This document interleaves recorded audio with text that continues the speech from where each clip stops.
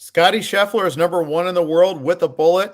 Someone picked him in our one and done, but he did it off camera. He didn't do it with us. Find out who that was, and we'll preview the Valero Texas Open coming up here on Gaming Golf.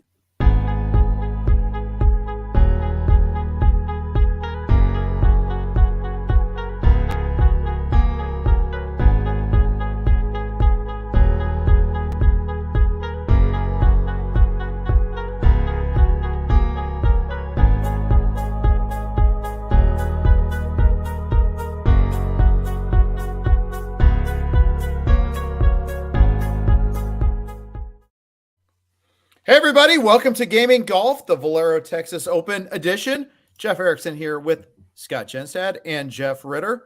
One of us picked Scott Scheffler, but he didn't do it on camera, so it doesn't count. No, that's just kidding.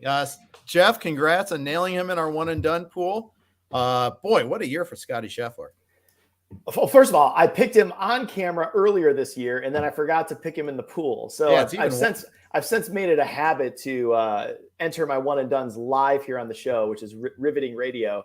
But yeah, Scheffler's just riding the wave, man. I just felt like it had as good a chance as anybody to get through the round to the pool play and match play, and at that point, all bets are off. So, but I felt like Scheffler was a guy that was certainly going to win a tour event this year. I mean, the fact that he was picked for the Ryder Cup team last year without a tour victory kind of told you that inside the locker room, people felt like this was a potential, a world beater. He just hadn't done it yet. And so now he's going out and beating the world. So never would have guessed he'd be number 1 this year. I honestly thought Rahm would be a guy that would just hold it all year.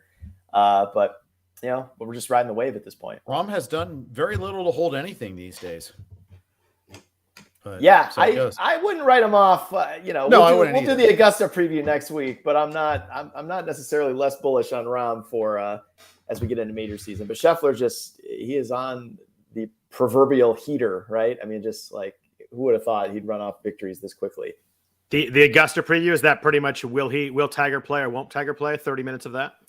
I think by next Tuesday we should be through that. I think I think it'll be. We could do this entire show on it, but I think it'll be 15 minutes of Tiger and 15 minutes of Jeff saying he's there. I think that's what's really going to happen. But he is on course today, right? That's the rumor. Well, Tiger is. Jeff won't be Tiger there until next week. But are you there next week, Jeff? I am. Yeah, it'll be a 45-minute humble brag next week. I am quite quite jealous. My one trip there was great. I look forward to going back sometime.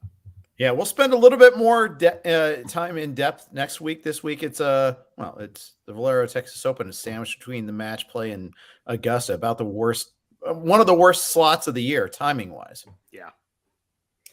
It used to be, but there are guys who like to play that week before the major. I mean, the fact that Rory McIlroy, I think that's a surprise entry this week. Mickelson, usually when he, before all of this, part of his preparation, his standard major week routine was to play the event before. So some guys, I don't think it'll ever be a true just shutout, but Rory gives it a little extra kind of momentum this week. Well, after skipping match play, no less. And same with, Rory and Hideki both. I feel like it's decent at the top and then it falls off pretty darn quickly. But I'm surprised that Rory, Spieth, and Bryson are playing, but I guess Bryson's trying to get back into shape here. Yeah, I think that's right. Let's just jump right into it. Valero Texas Open. So what do we know about the course? What do we know about, history on this course? Well, it's stock 72, but, usually you got to drive it well.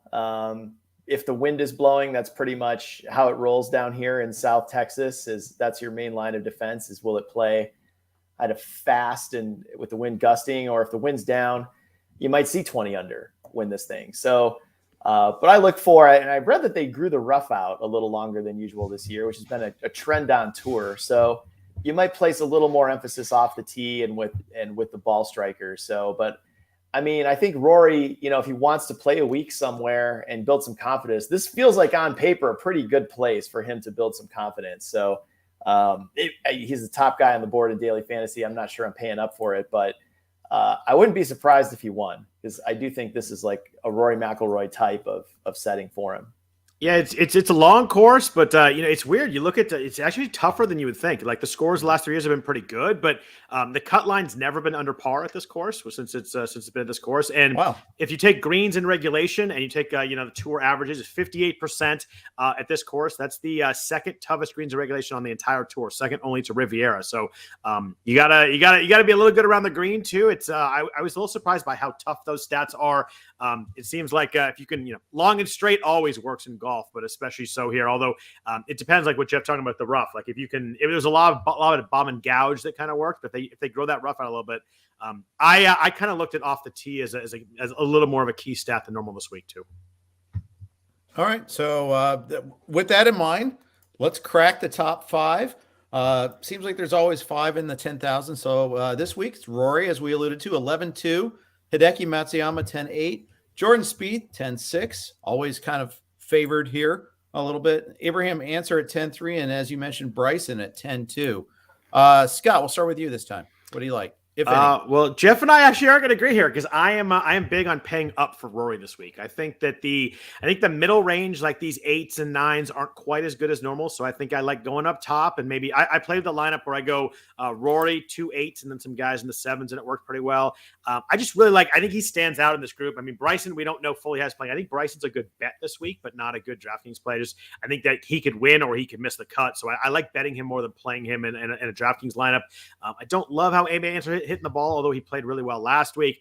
No chance for me on Spieth at the price. And Hideki, I'm just not sure if he's really healthy, if he's testing it out this week. He missed, he withdrew at the Players, didn't play last week. I just don't know if he's kind of, going to ease it into it and see how he is for Augusta this week or actually compete. He can always compete if he's playing well, but I think Rory sticks out pretty significantly for me in this group. And I'm going to try and jam him in some lineups, even 11-2.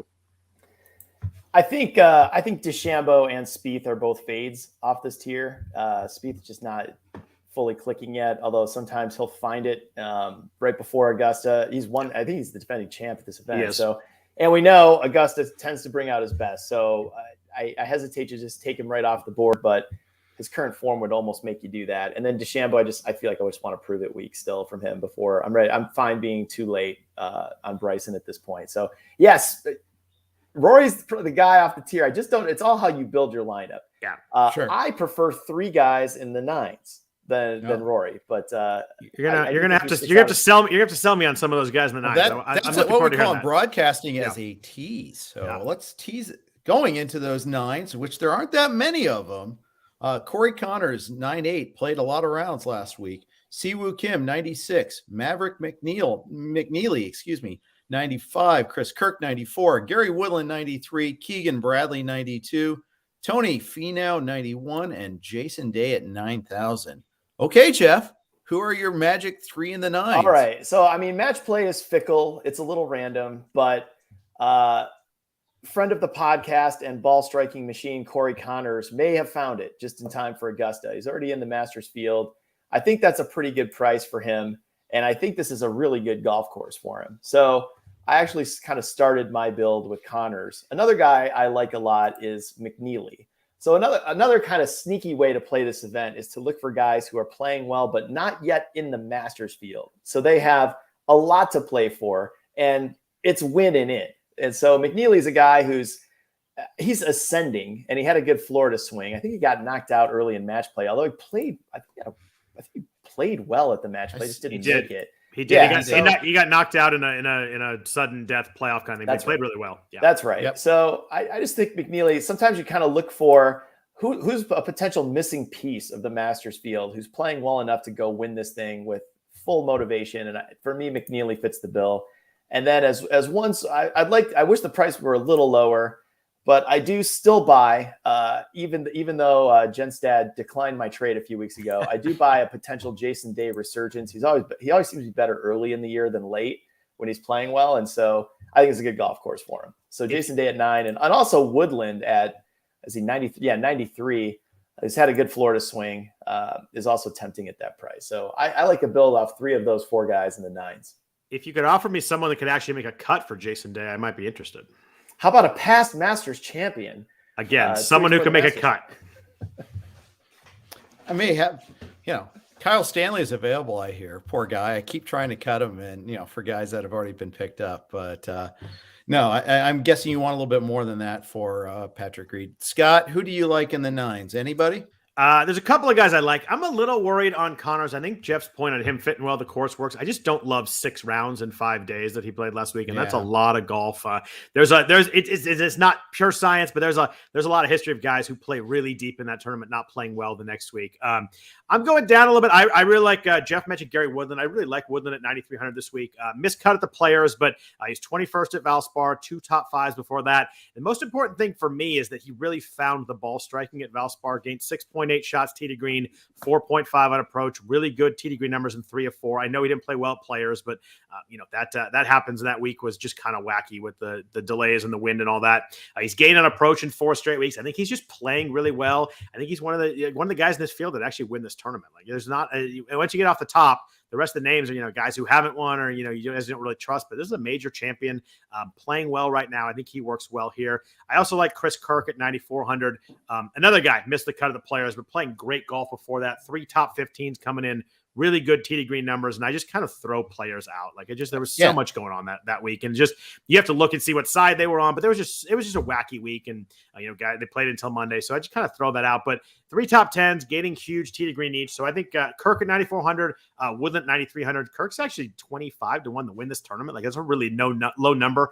His DraftKings number is lower than lower you think for a guy who's 25 to 1. But those are my 2 in the 9,000s. I think could win this tournament. I'm playing in DraftKings this week. Yeah, and I think the throwing out factor, you could almost throw out the last 3 weeks in some ways, shapes, or form. Valspar was on short rest for a lot of these guys. And then, of course, obviously match play is just a completely different animal, and not everybody played it. Yep. So, yeah, we got a little bit of a black box issue here. So that's fine. But it's just, it's less probative at times. Don't throw out entirely, but at the same time, it means less a little bit there. Kind of like when we were doing projections for baseball, but I haven't been projecting Keegan Aiken or anything lately, and just so we can have enough pitchers. But so it goes. Wearing orange today. Yay.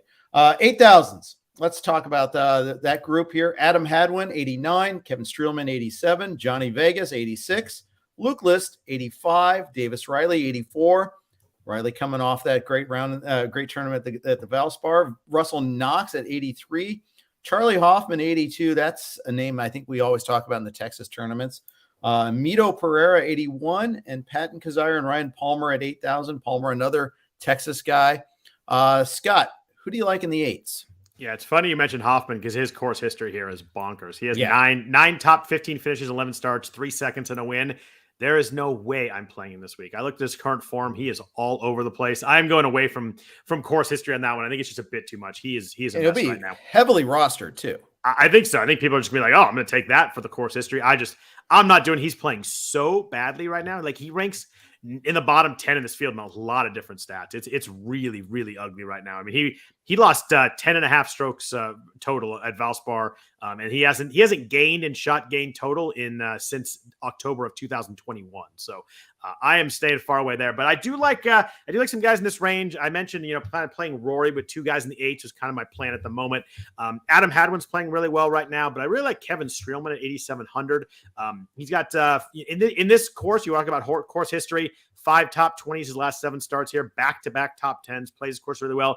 More importantly to me, playing really well lately. He had a bad stretch in there where he wasn't playing really well, but the last couple of weeks, he finished 7th at Valspar, 22nd at Players, gained 7.4 tee to green at Valspar, struck the ball really well, played really well around the green too, gained 4.1 shots there. We talk about the greens and regulations really low here, so I like someone that can get it up and down from around the green, kind of like you do, Jeff. I was playing with you last week, and you were just everything's an automatic up and down. It's really impressive. Yeah, these are lies.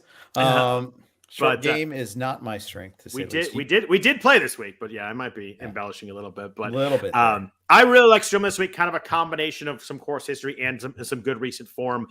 I always like Johnny Vegas in fields like this. He played really well in Punta Cana last week. He was actually the favorite going in. Finished 4th. 27 the Valspar gained 5 slots on approach. So I do like him. Struggling around on the green a little bit. My one concern with him, and he's a little more expensive than he is normally, but Streelman's probably my favorite, a little bit over Vegas. And then if I'm dropping down lower in the 8,000s, I actually like Patton Kizzire a little bit. Made 5 straight cuts, playing pretty well right now. Gain on approach in 5 straight. He's a little bit wary off, or a little bit wild off the tee right now, which concerns me at this tournament. But I like his approach game. I like he's making cuts, and 4 of those 5 cuts finished in the top 35. So not just making the cut and finish 60th. Has had some stretch there. Finished top 10 in Phoenix. So I think if you drop down a little bit, I think Kazire is interesting. I think Mito Pereira, friend of the podcast, really interesting too at 8,100. That's a good rundown. I think I would go back to Davis Riley here. I'm tempted. There's a runner-up at the Valspar a couple weeks ago. It was off last week. Possibly the coolest swing. Just one of those, like, you just watch a swing and feel like you yourself might be improving as a golfer just from watching it. It's like it's in that like Oosthuizen, Adam Scott category of just I could watch this guy hit golf balls all day. It's not a fluke. I don't know if this is too soon off that near miss, but I'm tempted at the price at 8,400. And then the other guy, I would also go back to Ryan Palmer. I feel like you got to have one Texan on your board. I agree. Hoffman's a stay away just based on the form, as Scott said, is horrendous, even though his course history is incredible here. But I like Ryan Palmer. He's putting poorly, but seems to be striking it well. So maybe this is a place you can get comfortable and find it. So Palmer at 8,000 for me. I like that number. We are broadcasting, as always, on the Blue Wire Network. Take a quick note for their sponsors right now. And welcome back. Thanks, as always, to the Blue Wire Network for hosting Gaming Golf. 7,000s. It is too copious to name every single one of them, so let's just jump right into them here. Jeff Ritter, who do you like? We'll go top half of the 7,000s. Well, here at Gaming Golf, we have to know our Højgaards, right? This is an important thing that we try to bestow upon our viewers. So we've praised Nikolai Højgaard, and I believe you, Jeff, picked him up on the season-long fantasy league. Much to my chagrin. Not much out of Nikolai, but lo and behold, here comes the other Højgaard descending upon Texas. There is another. I am intrigued at 7,900. I had a good week in Puerto Rico to get down here, and I don't know. That's a little more than I probably want for someone that I'm not sure I've ever seen him hit a shot live, but the worldwide pedigree is intriguing, and you wonder, he's not in the Masters field. That fits the bill of someone who comes in with motivation and playing well. I wish it was priced a little less, but I'm still intrigued at 7,900. I was looking at Sahith Theegala. It's like I've seen a lot of him on broadcasts, but then I saw he's like made 2 of his last 4 cuts, and it's like, there's more sizzle than steak, perhaps. What do you guys think about him? That was gonna be my guy in the top 7s. I actually do like it. It's funny. He had that really good showing at Phoenix where he was on TV the entire weekend. It was leading and didn't win, and then kind of fell back at Genesis and then struggled at API and the Players. But I really like the bounce back. He finished 7th at Valspar, gained 9.8 tee to green, 4.4 on the green. Again, another guy played well. I'm going to like that. And then went to Punta Cana last week, finished 22nd. So, made the cut, gained 5 strokes, total. I like the game right now. I think he's pretty solid. I think a lot of people are going to be on Brendan Steele in this range. I'm a little bit worried about his putter right now. He's lost strokes putting in 8 of 9 tournaments. Like we always talk about, you like a guy that maybe struggles putting a couple times, but like, that's a trend right there. And some of those are really bad. He hit the ball really well at the Players, hit the ball well at API, had 5 missed cuts before that. I just don't trust the flat stick right now. I think he's going to be popular. So I'm going to veer away from Steele and go to Theegala if I play someone in the top set in the top half of the 7s here. So I won't be making the joke that. Oh, go ahead. I thought I gave Theegala the kiss of death by picking him up in the fantasy in our. No, only I do that. Only I do that. But I can't make the joke. Scott Jenstad likes Brendan Steele, but a little Wall Street reference. That you got that one, Scott, right? I got that one. It was prior to 1965, so I got it. Okay, good. Or later than 1965. Usually, your old references are a little tough for me. Yeah, exactly. That was, and that's why I was just a little off too, because it is a little on the older side. All right, it was good. I liked it. Bottom half of the 7,000. Scott, who do you like? A couple names down here I like, and I talked about playing Rory, so you're going to need some guys down here. The one I really like the most is Matthew Neesmith.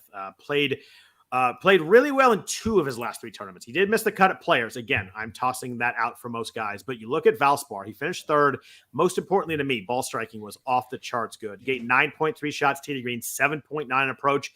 You jump back a couple of tournaments before that, played Honda, gained 5 tee to green, 5.2 on approach. He was 8th in the field in approach at Honda. He led the field in approach at Valspar, the entire field. Love him this week, 7,100. I was surprised he was down here after the 3rd at Valspar. Probably my favorite play in the 7,000. It's all the way down at 7,100. I also like Brian Stewart a little bit here at 7,200. Last 5 events, 2 of those were alternate fields. I do get that, but 1 missed cut, 2 top 10s, 4 top 25s. So not only making cuts, but, getting you those DraftKings points you need down here. You want someone that, not only has a chance to make the cut, that's most important when you get your guys down here, but maybe someone that can sneak into the top 25, top 30. He was 7th at Punta Cana. He was 16th at Valspar in a full field event. Gained 4.9 tee to green, 3.3 approach in that tournament. So while Neesmith is my favorite, I think I'm going to have Neesmith and Stewart on a bunch of lineups. I'm looking at, and I hope I say it correctly, Takumi Kanaya, who is in the Masters field, but just got out of pool play at the match play. I think he got run over by Corey Connors, if I'm not mistaken in that. But feels like a pretty highly ranked guy in the world who's playing well to be down at the 7,300 range. So he was my favorite off this part of the tier. But I still can't pick him up in our league, by the way. I tried to last week. I'm not tilting about that at all. He and Richard Bland both made the cut. That was awesome. It was so nice of me to let you go ahead and pick him up because we both thought he was available. And you were the only one that looked foolish on the email instead of me for once. There you go. All right. Anybody else? Richard Bland's in the tournament. He's boring. I'll be rooting for him. I don't know that I would. I mean, maybe. He needs to win to get into the Masters, right? He does. I think that was his lifelong goal. So does Ricky Fowler. Oh yeah, we didn't mention Richard, but prior to that, there. So yeah, he struck the ball well in his last event, but man, it's tough to see him making a run at winning a tournament at the moment. Yeah, I tend to agree. All right, bargain basement time. Anybody in the 6s you like? I mean, if you're playing Rory, you got to be at least digging in here a little bit. Scott, I know you're going Rory. Who do you got? Yeah, I mean, Neesmith and Stewart helped that with Rory a bunch, but there are some names down here. I think Tyler Duncan is usable. He's 6,500. You look at his last 3 events, 28th, 25th, and 35th. So not only making cuts, but sneaking there, making some dollars. Gained across the board in all the stat metrics at Valspar.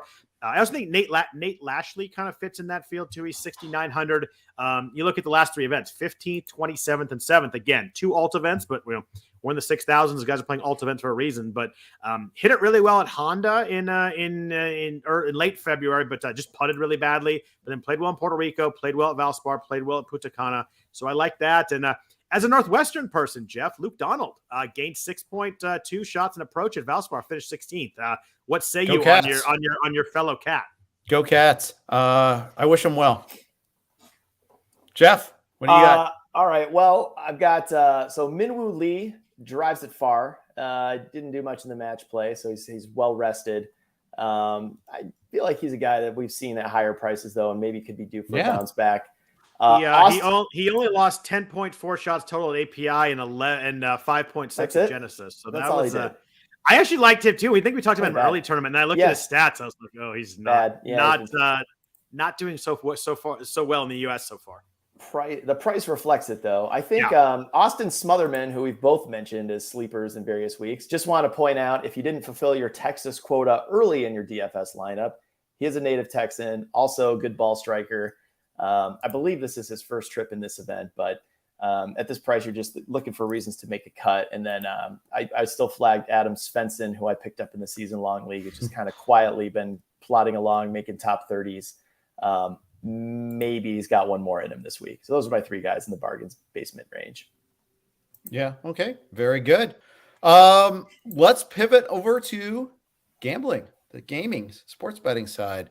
What's on our betting sheet this week? Jeff, we'll go with you first. I'll go right back to guys I mentioned earlier. I think I show Maverick McNeely at 30-1 on golf odds.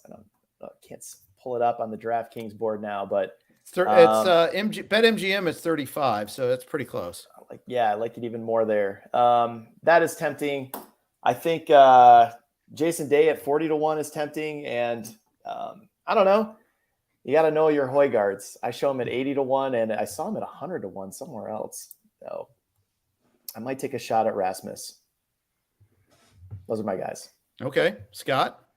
Yeah, it's funny. We talked about Bryson earlier. Bryson's 28-1 right now on DraftKings, and I just think that's kind of an auto bet. When you get someone in this field that's that elite of a player, I know he looked rusty last week, but he looked healthy, and I think that's the most important thing. But you're going to give me 28-1. I'm not going to play it over 10,000 DraftKings, but give me someone like that good in this field at 28-1. I'm just kind of going to take him every time. So I'm going to bet Bryson this week. I really like Gary Woodland. He is 30-1 right now. I think he's got a really good shot to win this week. I like Kevin Streelman, 65-1, kind of dropping down the board a little bit. I think, we talked about course history plus recent form is really good. And then I got to go Matthew Neesmith, 100-1 right now. The guy I was kind of pointing out in the low 7,000s. I really like how he's playing right now. 2 of his last 3 tournaments, like he was elite striking the ball. So give me someone like that at 100-1. I'll take it. And I might throw $1 on Tyler Duncan at 250-1 just to have a little fun there too. Yeah, why not? Except for the loss is very minimal if you get it right. So there you go. All right, let's close out one and dones.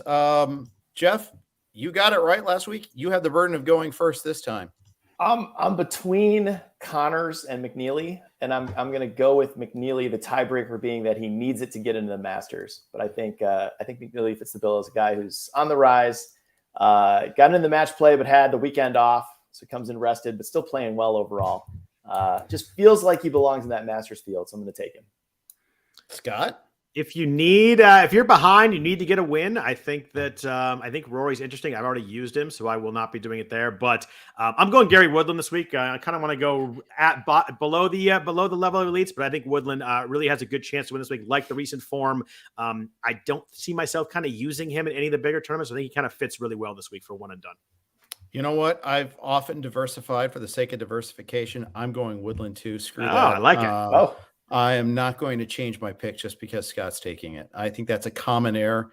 It's right up there with getting into a battle of the wits to the death with the Sicilian. Just don't do it. I'm also today years old when I found that Jeff Ritter is left-handed. So I'm writing with his writing there, and I'm also a fellow lefty, so I'm happy about that. So. That's funny because we played golf with Tim Schuler over this week, and he hits the ball right-handed and putts left-handed. I could not get over that through 18 holes. I've never seen anything like that, and he shot in the 70s, so clearly he's doing something right. Yeah, and I'm left-handed but golf ready because my dad gave me his old clubs and taught me how to swing. So that's how I learned how to play. Do you swing a baseball bat left-handed though? Softball, I swing it righty. Because he also taught me how to swing righty first. But then I learned how to hit lefty when I played hardball, so I was a switch hitter. When you got speed like me, you got to use it as a lefty down the line there. So I don't. So you're probably with your 4.4 speed, you're probably impossible to get out from the left-handed side of the box. Yeah, 4.420. Yeah. Can I take the over? Probably. Yeah. You probably could. So, any other parting thoughts besides cracking on my speed and Jeff's left-handedness?